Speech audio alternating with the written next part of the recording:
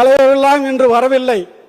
ஆனால் அந்த காலை உணவு திட்டத்தை ஏன் இவர்கள் பாராட்டவில்லை, பாராட்ட மனமில்லை?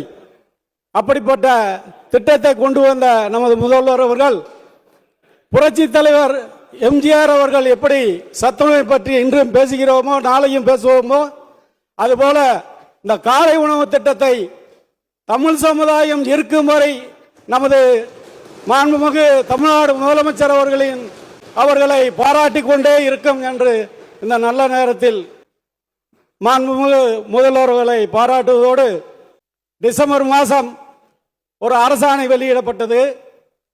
அந்த அரசாணை மதுரை, திண்டுக்கல், தேனி 3 மாவட்டத்தில் உள்ள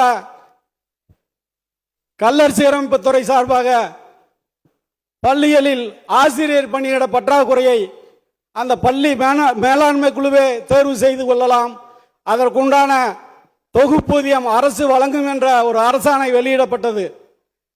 அந்த அரசாணை மூலம் ஏறக்குறைய திண்டுக்கல், தேனி, மதுரை மாவட்டத்தில் உள்ள கல்லர் பள்ளிகளுக்கு 200க்கும் மேற்பட்ட ஆசிரியர் பணியிடங்கள் நிரப்பப்பட்டு அந்த பள்ளிகளில் செயல்பட்டு வருகிறது.